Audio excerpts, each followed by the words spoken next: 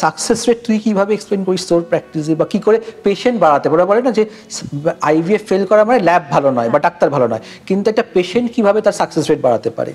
Sir success rates নিয়ে তো generally আমরা যেটা বলি যে দুভাবে ডিভাইড করতে পারি, একটা ক্লিনিক্যাল, একটা পেশেন্ট ফ্যাক্টর। স্যার যেরকম পেশেন্ট ফ্যাক্টরদের আমরা ওদের যেরকম আমরা শুরুতেই বলেছি ডায়েট, লাইফস্টাইল, এগুলো তো আমরা বলি। কিছু অ্যাডিশনাল মেডিসিনস থাকলে স্যার অনেক সময় আমাদের যদি দরকার পড়ে আমরা সার্জারিজও করছি, যেরকম আমরা একটা হিস্ট্রোস্কোপি করে সার্জারি করি যেখানে জরায়ুর ভেতরে দেখি যে কেমন আছে, কোনো প্রবলেম আছে নাকি, কোনো কিছু যদি সমস্যা থাকে সেটাকে কারেক্ট করা। স্যার আরেকটা জিনিস হচ্ছে আমাদের যেটা আপনি বললেন যে প্রেগনেন্সি আসার পরেও take home baby rate same হতে পারে, নাও হতে পারে, কেন মিসক্যারেজ ইনসিডেন্স।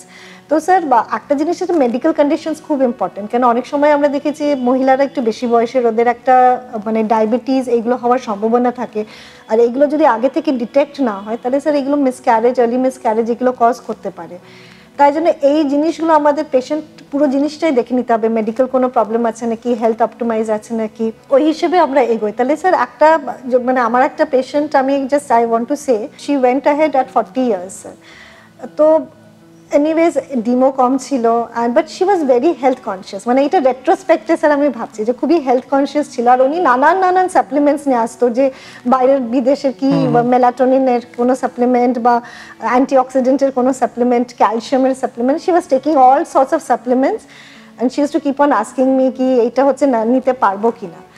তো এনিওয়েজ উই এক্সপ্লেইনড হার যে আপনার বয়সে 40 ইয়ার্স এর success rate it will be less than 25%, eggs reserve low আছে, মিসক্যারেজ রেটস, abnormal embryos এরও ইনসিডেন্স হাই আছে। তো জেনেটিক টেস্টিং তো উনি গেলেন না, রুটিন কাউন্সেলিংয়ে যখন করলাম।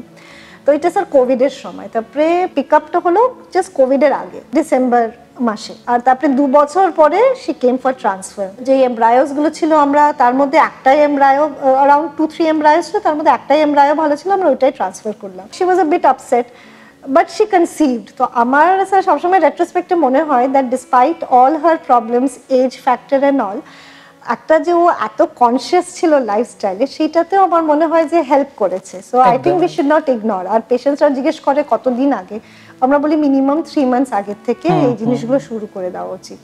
স্যার আইভিএফ এ তো আমরা অনেক কিছুই বলি স্যার, আপনি যেরকম আইভিএফ এ কি কি, যেরকম অনেকরাই থাকে যে আগে আইভিএফ ফেল হয়েছে বা কি, তো আইভিএফ এ কি কি মানে সাকসেস রেটস আমরা বাড়াতে পারি আইভিএফ এ, মানে আইভিএফ প্রসিজার হিসেবে? দেখ, একটা তো হচ্ছে যে যদি কোনো প্রি আইভিএফ মেডিকেশনস কিছু দেওয়া হয়, হ্যাঁ নানা রকম ওষুধ বাজারে পাওয়া যায় যেগুলোকে বলা হয় যে সো কল্ড এগের কোয়ালিটি ইমপ্রুভ করে, এবং উই নো ভেরি ওয়েল কতখানি করে, যে খুব বেশি যে এগের কোয়ালিটি ইমপ্রুভ করবে তা নয়, দ্য এজ দ্যাট ম্যাটার্স আর কি, বা এএমএইচ লেভেল।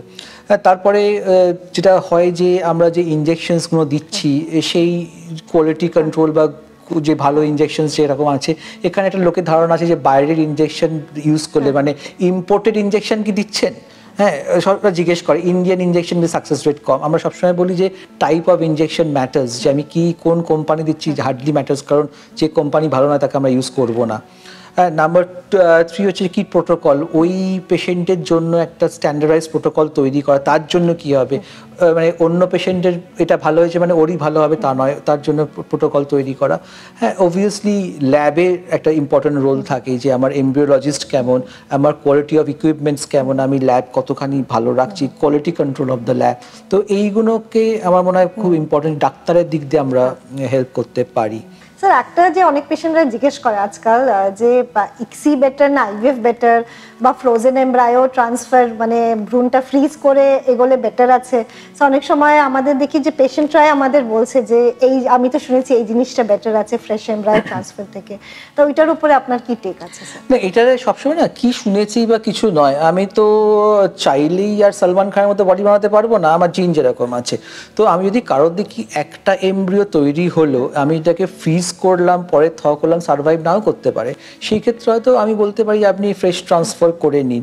হ্যাঁ অনেকগুলো এমব্রিও হলো হাইপার স্টিমুলেশন হচ্ছে, সেক্ষেত্রে আমি ফ্রিজ করে রাখবো। তো এই যে নতুন যে এভিডেন্স যে আমার ফ্রোজেন এমব্রিও অল ফ্রিজ যে আমরা একসময় আমরা করতাম, যে সেটা কিন্তু আমরা সরে এসেছি, আমরা এখন প্রচুর ফ্রেশ ট্রান্সফার করি এবং পেশেন্ট প্রেগনেন্ট হয়। রিগার্ডিং ব্লাস্টোসিস্ট একটা ভুল ধারণা আছে যে ব্লাস্টোসিস্ট ট্রান্সফার করলেই প্রেগনেন্ট হয়ে যাবে। আমি সবসময় বোঝাই যে যদি আমি একটা ডে 3 এমব্রিও ট্রান্সফার করি তার যা প্রেগনেন্সি রেট ব্লাস্টোসিস্টের বেশি, কিন্তু কিউমুলেটিভ প্রেগনেন্সি রেট মানে আমি যদি দুবারের ডে 3 6টা এমব্রিও ট্রান্সফার করলাম, আমি ব্যাকটা করে ব্লাস্টোসিস্ট একই রকম থাকে। তো আমার মনে হয় এই ব্যাপারগুলো মানে ব্লাস্টোসিস্টের মেন হচ্ছে আমি সিলেক্ট করতে পারছি, দ্যাটস অল। পেশেন্টের বোঝা উচিত যে এই যদি কোনো প্রশ্ন থাকে ডাক্তারবাবুকে জিজ্ঞেস করো, সে সবকিছু ভেবে চিন্তে পেশেন্টকে বুঝিয়ে দেবে তার জন্য কোনটা ভালো এবং কি করা উচিত। মানে অন্যের এটা ভালো হয়েছে বলে আমারও হবে তা নয়, কিন্তু we have to consider about my number of embryos, quality of embryos, এই সবগুলো আর কি। স্যার অনেক সময় আমরা মানে জেনেটিক টেস্টিংসও অ্যাডভাইস করি স্যার, তা আপনার প্র্যাকটিসে মানে আপনি কোন গ্রুপ অফ পেশেন্টস বা কি পেশেন্টস আছে যেটার মধ্যে ভ্রূণের জেনেটিক টেস্টিং বা করলে কোনো বেনিফিট আছে নাকি স্যার?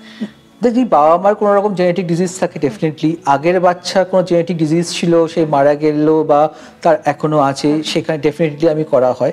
এবার যেটা হয় যে এজের জন্য জেনেটিক প্রবলেম বাড়ে আমি জানি, কিন্তু আমাকে ভাবতে হবে যদি আমি ট্রান্সফার করি জেনেটিক টেস্টিং করে, the cost implications of that. এবং যদি আমার দেখা গেল যে বেশিরভাগ এমব্রিওগুলো নেগেটিভ হলো, যখন আমি বলছি যে এটা ভালো এমব্রিও নয়, আপনি ডিসকার্ড করে দিন, তখন বলে কি বলতো যে ঠিক আছে স্যার একটা চান্স নিন না। হ্যাঁ, এই যদি আমি চান্স নিতেই হয়, why should I spend the money? তো we tell the couple this is the cost, this is the success rate, and you decide what you want to do. আমার মনে হয় যখন এই প্রিজেনেটিক টেস্ট স্ক্রিনিংটা এসেছিল, একটা ইউএস এর একজন রিসার্চ সায়েন্টিস্ট উনি দেখিয়েছিলেন যে এমব্রায়োস গুলো মানে নর্মাল না, মানে হয়তো abnormal বলছে বা মোজাইক বলছে, ওইটা ট্রান্সফার করার পরেও নর্মাল প্রেগন্যান্সি এসেছে। একদম তাই, এইগুলোকে বোঝানো হয় আর কি, একদম তাই।